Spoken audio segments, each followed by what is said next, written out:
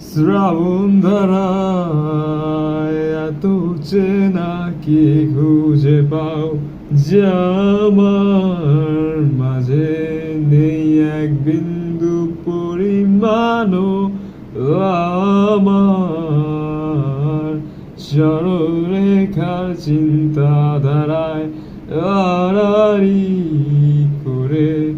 দাগ কাটো কেন দাকিকা দিয়ে আমাকে সেই চোখের জলে ভেজো